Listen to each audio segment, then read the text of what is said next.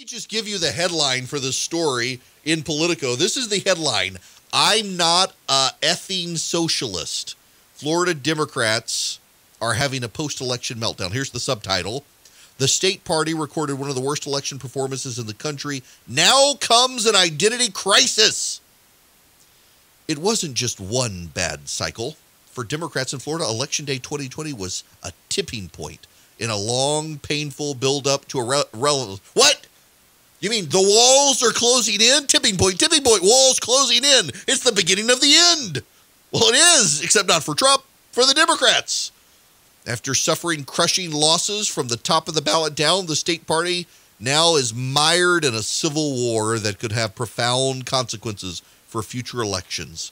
High hopes for gains in the state legislature have given way to recriminations and finger-pointing.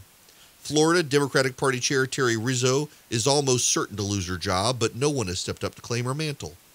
Prospective 2022 gubernatorial candidates, including State Representative Anna Escamani and State Senator Jason Pizzo, are slinging blame.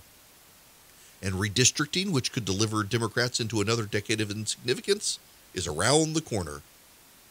Even as Joe Biden heads to the White House, state Democrats know that President Trump did more than just win in Florida. He tripled his 2016 margin and all but stripped Florida of its once vaunted status as a swing state. It's not a swing state. His win, a landslide by state presidential standards, was built on record turnout and a Democratic implosion in Miami-Dade County, one of the bluest parts of the state.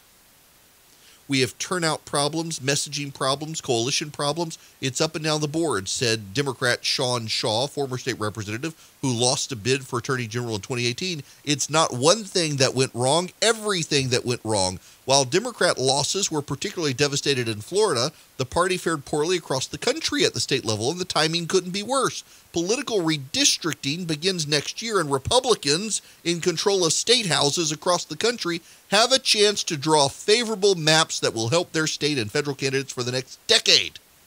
What happens next in Florida could be an early signal of how the Democratic Party's current progressive centrist divide plays out in Washington elsewhere. You think? Has anybody paid attention to what happened on Election Day? The Democrats got cooked across the country at the state level.